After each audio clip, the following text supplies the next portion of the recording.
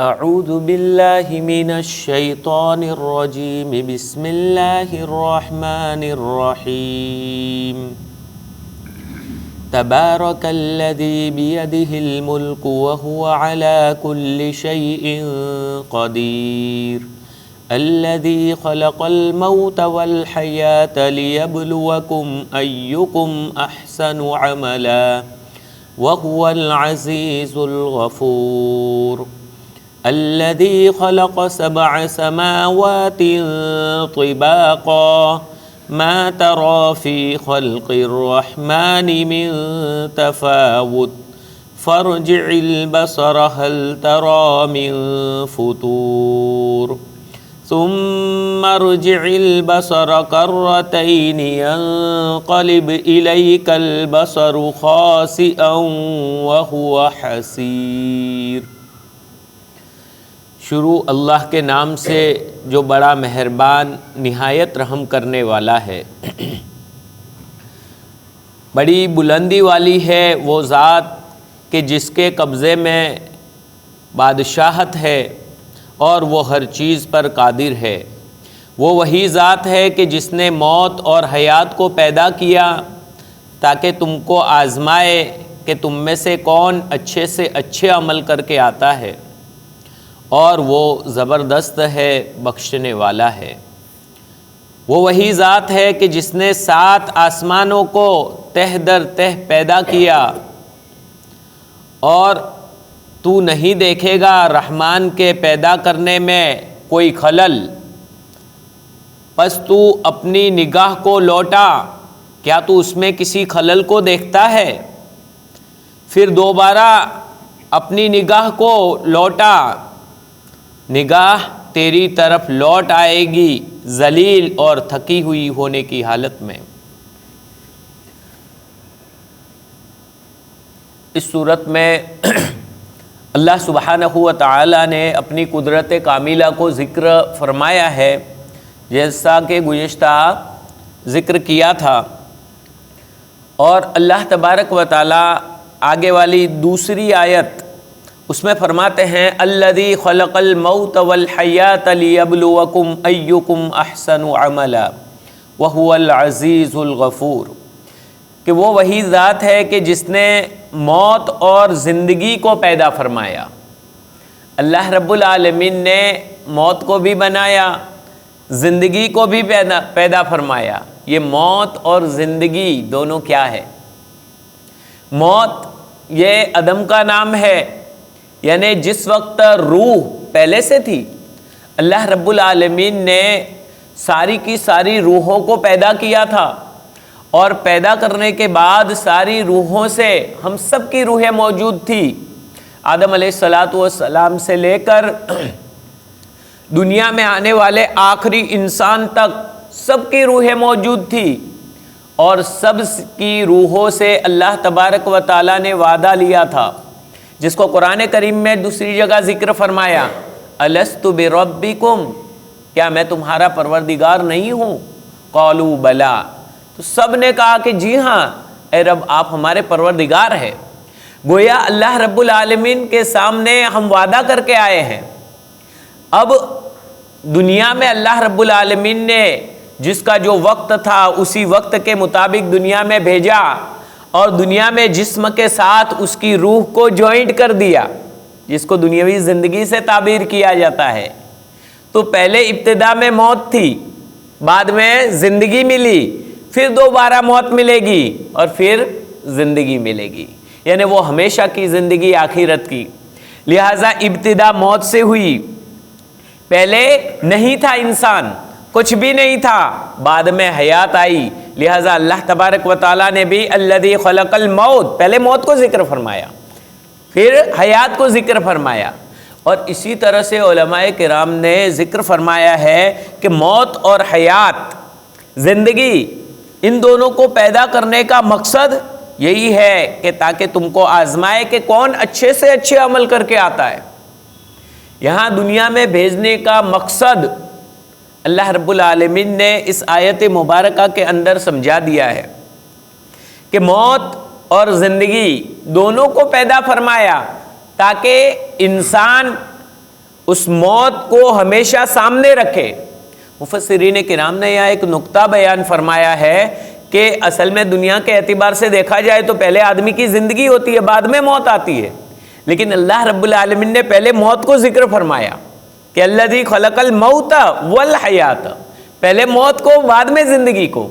اس میں ایک نقطہ بیان فرمایا ہے کہ موت کے ذریعے سے، موت کو یاد کر کے انسان اپنے مقصد میں کامیابی حاصل کر سکتا ہے۔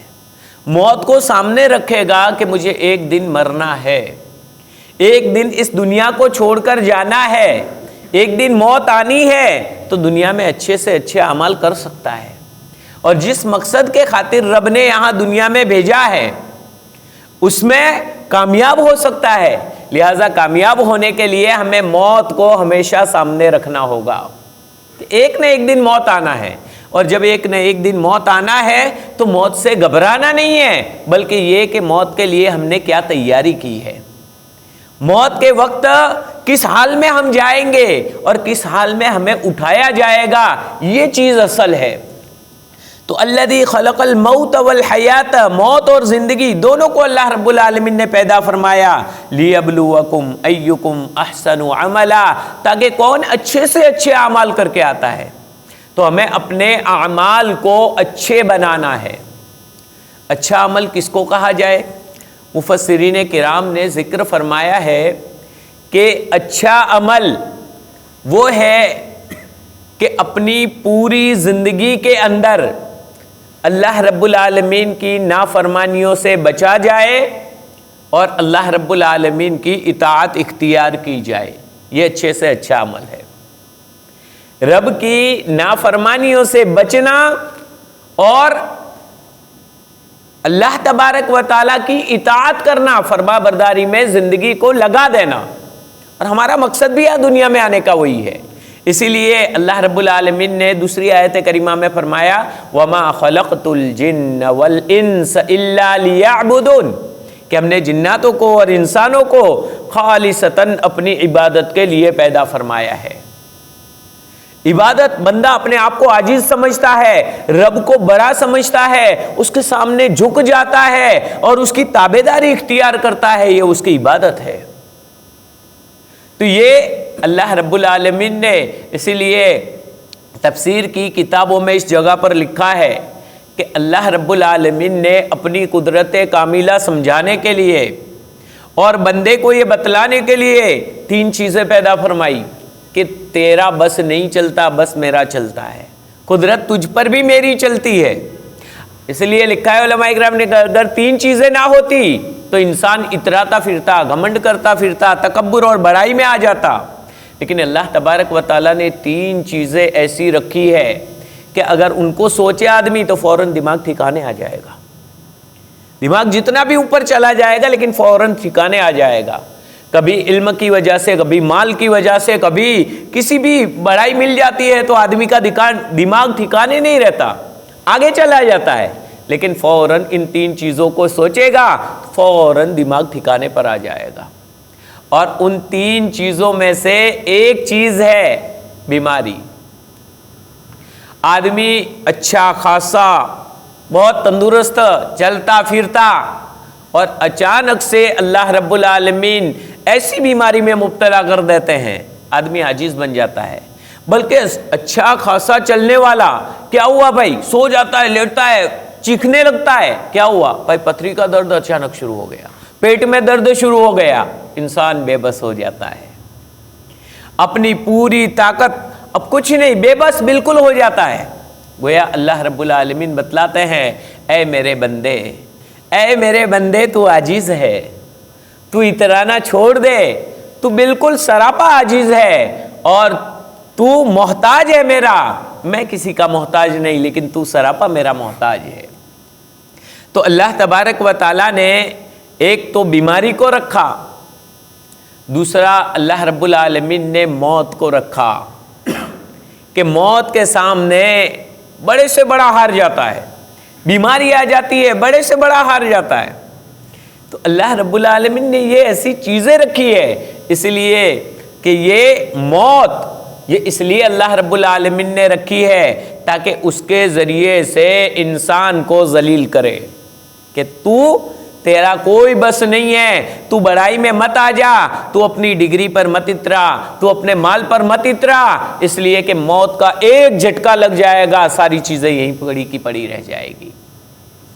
تو یہ جتنا بھی آدمی آگے بڑھا ہوا ہو، سردار بنا ہوا ہو، لیڈر بنا ہوا ہو، بلکہ پوری دنیا کا بادشاہ ہی کیوں نہ بنا ہو، سکندر جیسا شخص جس نے آدھی سے زیادہ دنیا کو فتح کیا، شکست نہیں کھاتا تھا، لیکن موت کے سامنے وہ بھی ہار گیا، اس نے بھی ہتھیار ڈال دیے۔ تو یہ اللہ رب العالمین فرماتے ہیں کہ موت کو سامنے رکھ کے زندگی گزارو تو تمہاری زندگی صحیح سے گزرے گی اور تم صحیح سے دنیا میں آنے کے مقصد کے مطابق اپنی زندگی کو گزار کر آؤ گے اور پچھتانا نہیں پڑے گا۔ گویا یہ موت اور حیات دونوں کو بتلا کر ہمیں بتلا دیا کہ یہ دنیاوی زندگی جو ہے وہ ہمیشہ کے لیے نہیں ہے، بلکہ ایک سفر ہے۔ یہاں پر آدمی ایک مسافر کی طرح ہے۔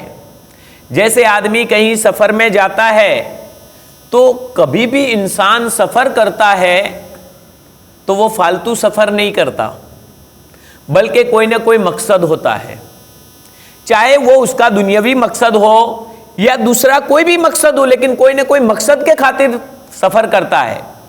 کوئی آدمی سفر کرتا ہے مال و دولت کمانے کے لیے، تجارت کے لیے، کوئی آدمی سفر کرتا ہے پکنک کے لیے تاکہ دماغ فریش ہو جائے، اچھی اچھی چیزیں ہم دیکھیں، تو گھومنے پھرنے کے لیے اور پکنک کے لیے سفر کرتا ہے۔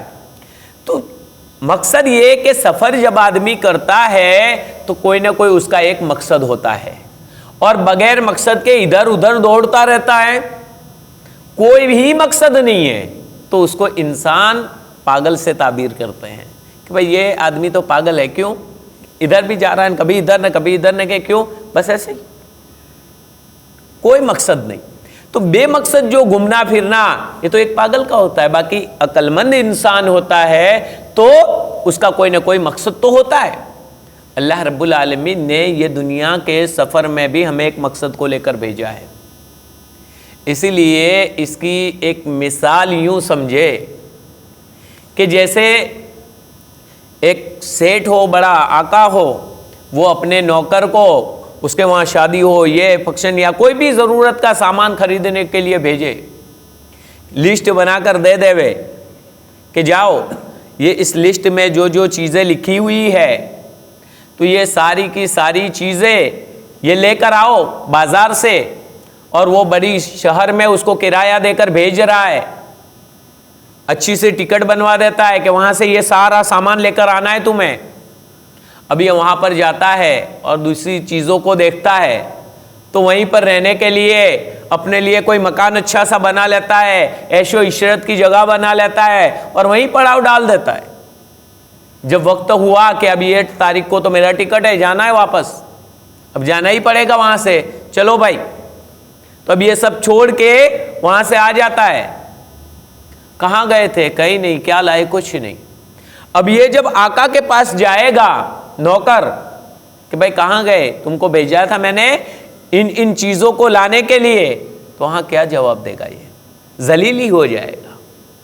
اسی طرح سے ہمیں اللہ رب العالمین نے ہم سے وعدہ لیا اور الست بربکم کے ذریعے سے وعدہ لے کر ہمیں اس سفر میں بھیجا ہے کہ تمہیں میں آزماؤں گا کہ کون اچھے سے اچھے اعمال لے کر آتا ہے۔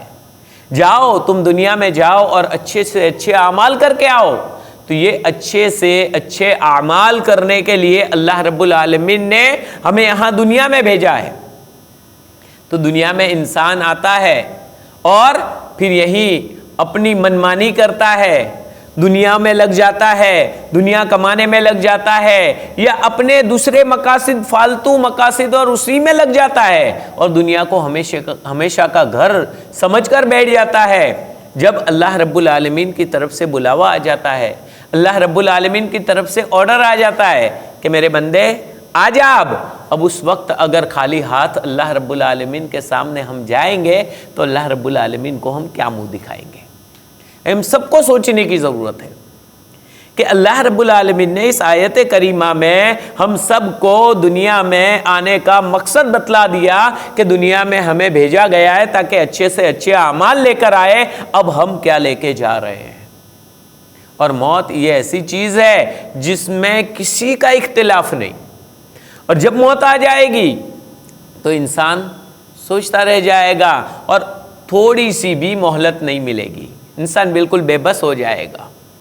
تو یہ اللہ تبارک و تعالیٰ نے موت اور حیات کو اسی لیے بنایا ہے لیبلوکم ایکم احسن عملا، تاکہ کون اچھے سے اچھے عمل کر کے آتا ہے. اب دیکھیں یہاں پر مفسرین کرام نے ایک بات ذکر فرمائی ہے کہ اللہ رب العالمین نے لیبلوکم ایکم اکثر عملا نہیں فرمایا بلکہ احسن عملا، یعنی کون زیادہ عمل کر کے آتا ہے یہ نہیں فرمایا بلکہ کیا فرمایا؟ کون اچھا عمل کر کے آتا ہے. معلوم ہوا کہ عمل کی مقدار نہیں دیکھی جاتی بلکہ عمل کی کیفیت دیکھی جاتی ہے. قیامت کے دن اسی لیے اعمال کو گنا نہیں جائے گا بلکہ تولا جائے گا، اعمال کا وزن دیکھا جائے گا.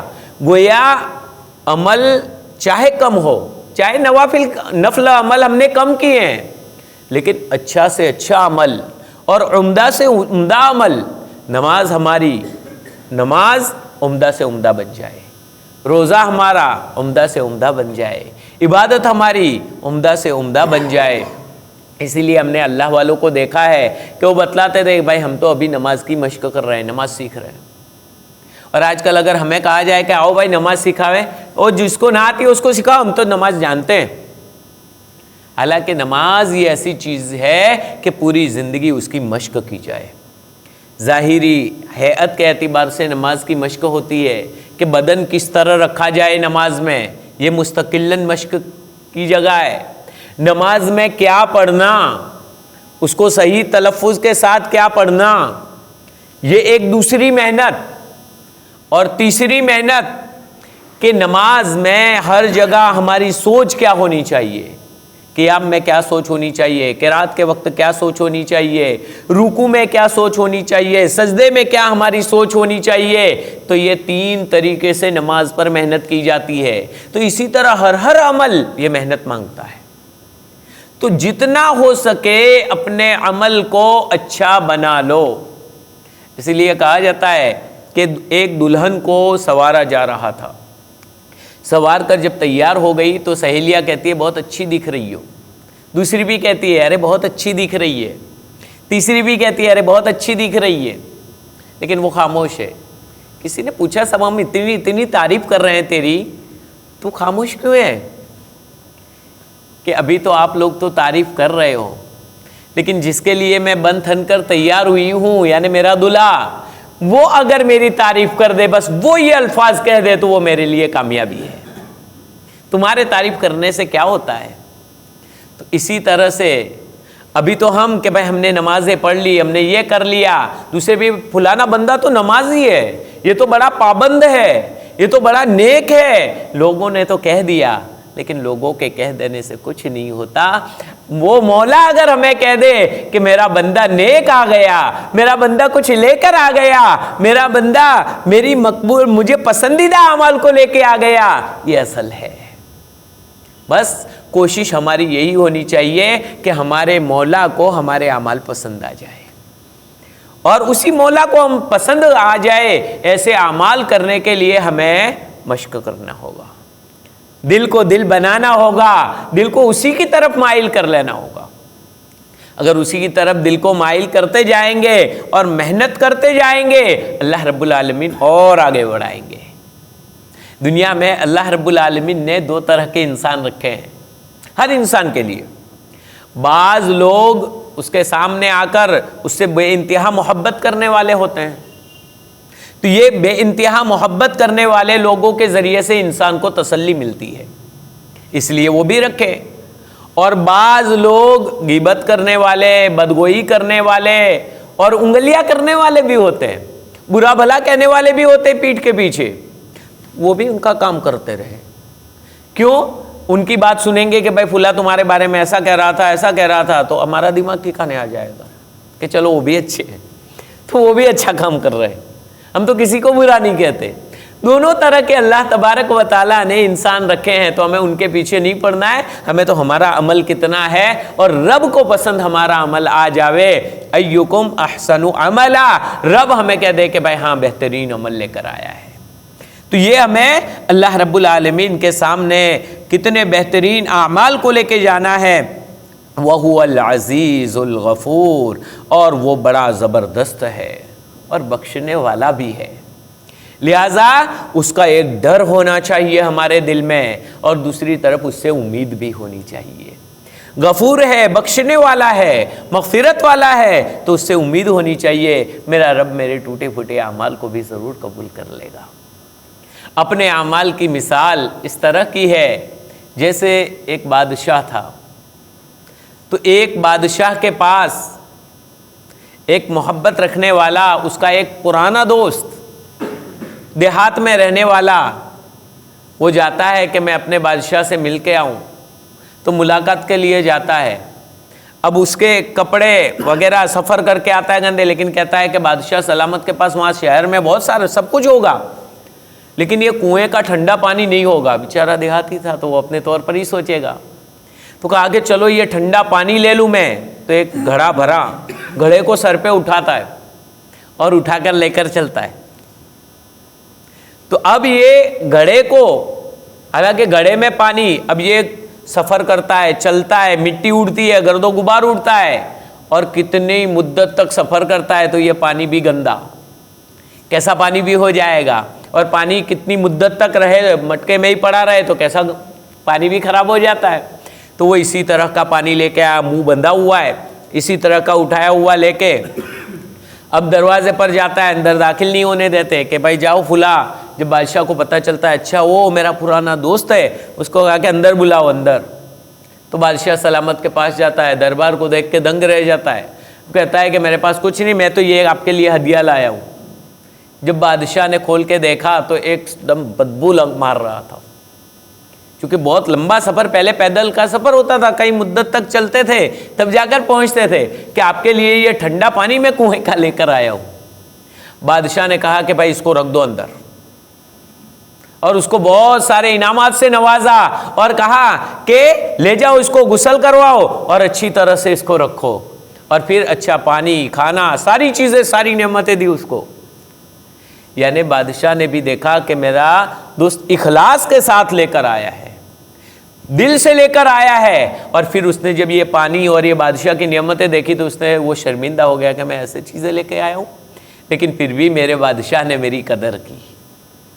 تو بس اللہ رب العالمین بھی بڑا بخشنے والا ہے, اس سے ہمیں بھی امید رکھنی چاہیے کہ زبردست ہے, یعنی سب پر بڑا طاقت رکھنے والا ہے, لیکن ہے تو بخشش کرنے والا. جب بخشش کرنے والا ہے تو ہمارے ایسے ٹوٹے پھوٹے گڑھے کو اور ٹوٹے پھوٹے گڑھے والے بدبودار پانی جیسے اعمال کو بھی وہ مولا ضرور قبول کر لے گا, اور اس کے بدلے میں ہمیں نعمتوں سے نوازے گا. لیکن اللہ رب العالمین ہمیں مایوس نہیں کرے گا, بس اخلاص کے ساتھ عمل کو کرتے جائے اور اچھے سے اچھے عمل بنانے کی کوشش کرے. اس لیے عمل, احسن عمل یہ دل کی نیت سے بنتا ہے. تو اچھے سے اچھے کون اچھے اعمال کر کے آتا ہے, یہ اللہ رب العالمین نے آزمائش کے لیے ہمیں یہاں دنیا میں بھیجا ہے. الذی خلق سبع سماوات طباقا, اللہ رب العالمین پھر اپنی قدرت کاملہ کو بیان فرما رہے ہیں کہ وہ رب ایسا زبردست ہے کہ جس نے 7 آسمانوں کو تہ در تہ, یعنی ایک اوپر دوسرا, اوپر تیسرا, اور بیچ میں فاصلہ. ایک آسمان, پھر اس میں بیچ میں فاصلہ, پھر دوسرا آسمان, پھر بیچ میں کافی دوری فاصلہ, پھر تیسرا, پھر چوتھا, اس طرح 7 آسمانوں کو اللہ رب العالمین نے بنایا. اب یہ آج کی سائنس کا یہ کہنا کہ یہ ہماری نظروں کا دھوکہ, یہ بلیو کلر کا دکھتا ہے, یہ آسمان نہیں ہے, تو قرآن نے بھی کوئی یہ بیان نہیں کیا ہے کہ آسمان کا کلر کیسا ہے. آسمان ہے بس, اور 7 آسمان ہیں, 7 زمینیں بھی ہے, یہ رب نے پیدا کیا, اور یہ قرآن و حدیث سے ثابت ہے, اور اس میں ہمیں کوئی شک و شبہ کی گنجائش نہیں ہے. تو 7 آسمان ہیں, 7 زمینیں ہیں, کس طرح کی, کس کیفیت کی, تہ در تہ ہے, یہ بھی حدیث مبارکہ میں ہے. اب یہ کہ کس طرح کی یعنی کیا ہے حقیقت وہ ہم نے دیکھی نہیں، ہم جانتے نہیں ہیں، لیکن رب نے فرمایا بس ہے۔ اور یہ آسمانوں کی چھت، ذرا یہ اتنی مسجد بنانی ہوتی ہے، بیچ میں کتنے ستون ڈالنے پڑتے ہیں۔ جب ایک بنگلہ بناتے ہیں، مکان بناتے ہیں، تو بیچ میں کتنے ستون ہوتے ہیں، ورنہ گر جائے گا۔ لیکن اللہ رب العالمین نے پوری دنیا کا احاطہ کرنے والا یہ آسمان جو بنایا، اس آسمان پر کوئی بیچ میں ستون نہیں، بغیر ستون کے اللہ رب العالمین نے بنایا ہے۔ اور عمارت بنا کر دیکھ لو، 60 سال 70 سال زیادہ سے زیادہ 100 سال پرانی عمارتیں پتھر کی بنی ہوئی 1000 2000 سال میں پھر وہ پرانی ہونے لگتی ہے، وہ سیدھا ہونے لگتی ہے۔ لیکن یہ آسمان کب سے، جب سے دنیا کی ابتدا ہوئی اس سے پہلے آسمان کو بنایا تھا، زمینوں کو بنایا تھا، ویسا کا ویسا یہ چھت ہم سب کے سر پر قائم ہے، کچھ بھی نہیں ہوا۔ اس آسمان کو دیکھ کر رحمان کی قدرت کو سوچو کہ ایسا آسمان بنانے والا وہ رب کتنا بڑا ہوگا، کتنا زبردست ہوگا۔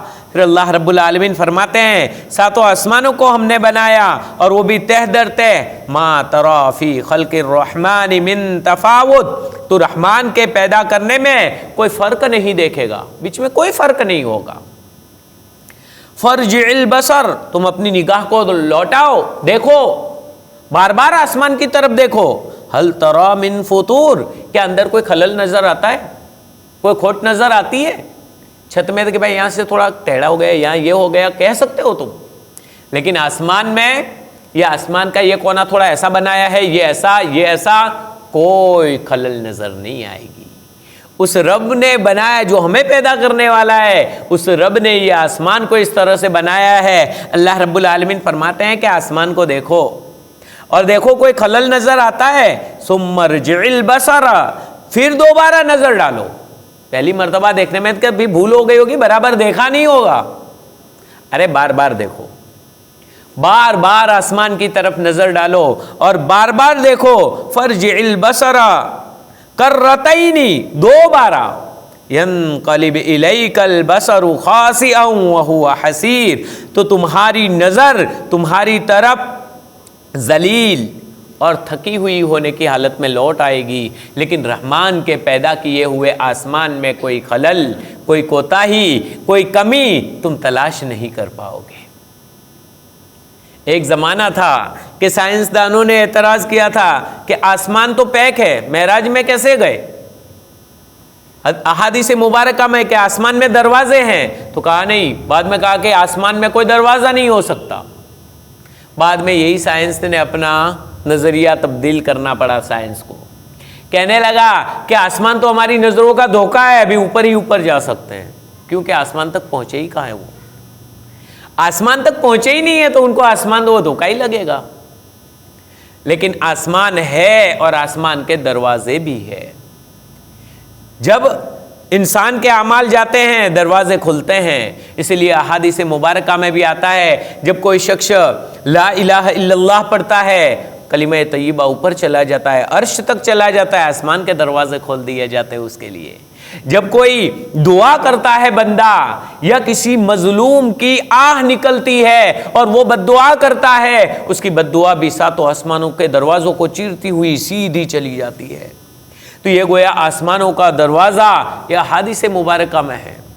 اسی طرح سے ایک حدیث کے اندر ہے کہ ایک آواز آئی اور اندر سے ایک فرشتہ اترا۔ جبریل امین نے بتایا کہ اللہ کے رسول صلی اللہ علیہ وسلم یہ آسمان کا دروازہ ہے، یہ دروازہ پہلی مرتبہ کھولا گیا ہے، دوسرے دروازے کھلتے تھے، یہ دروازہ آج پہلی مرتبہ کھولا گیا ہے، اور اس سے یہ فرشتہ یہ پہلی مرتبہ یہاں پر آیا ہے، قرآن کی آیتوں کو لے کر آیا تھا وہ فرشتہ۔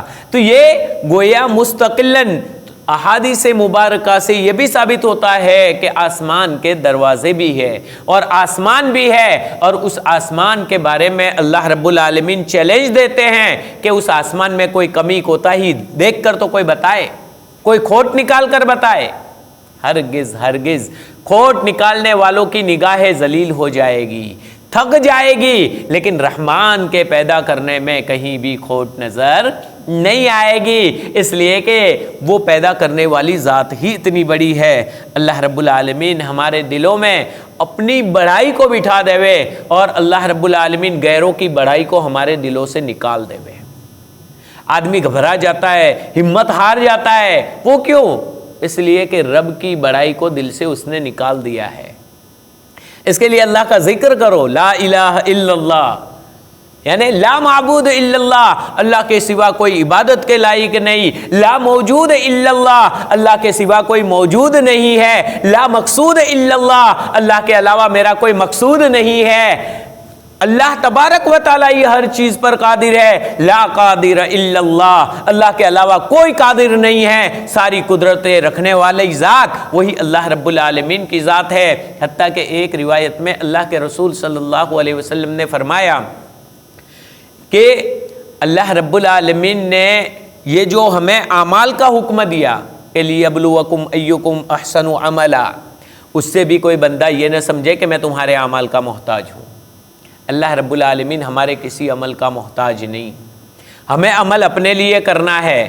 ایک حدیث قدسی ہے جس کے اخیر میں اللہ رب العالمین فرماتے ہیں کہ اگر دنیا کے اول ابتدا جہاں سے ہوئی، اولکم و آخرکم، تمہارے اولین تمہارے آخرین، و انسکم و جنکم، تمہارے انسان جنات سب کے سب، سارے کے سارے اگر مل کر سارے کے سارے اتنے فرما بردار ہو جائے، اتنے فرما بردار ہو جائے کہ دنیا میں سب سے نیک دل آدمی، دنیا میں سب سے نیک دل جو ہے اس کے برابر تم ہو جاؤ، یعنی ایسے اعمال میں بن جاؤ، تمہارا دل ایسا بن جائے، اور سب سے اگر اشرف اور سب سے افضل اگر ذات ہے تو حضور اکرم صلی اللہ علیہ وسلم کی ہے۔ اس حدیث مبارکہ میں اللہ رب العالمین فرماتے ہیں سب کے دل ایسے ہو جائے اور سب ایسے پابند بن جاؤ، ما زاد فی ملکی شیئا، تو میری حکومت میں ذرہ برابر بڑھوتری نہیں ہوگی، کوئی اضافہ نہیں ہوگا، میرا کوئی فائدہ نہیں، تم اپنے لیے کر رہے ہو۔ اور اگر اس دنیا کے اولین اور آخرین انسان اور جنات سارے کے سارے بدترین نافرمان، سب سے زیادہ نافرمان اس آدمی کے دل، اس نافرمان کے دل کی طرح ہو جائے، یعنی ابلیس شیطانوں کا سردار، اس کی طرح سارے لوگ ہو جائے، ما نقص من ملکی شیئا، اللہ رب العالمین فرماتے ہیں کہ میرے ملک اور میری بادشاہت میں کوئی کمی نہیں آئے گی، سب فرما بردار ہو جائے کوئی اضافہ نہیں ہوگا، سب نافرمان ہو جائے کوئی کمی نہیں آئے گی۔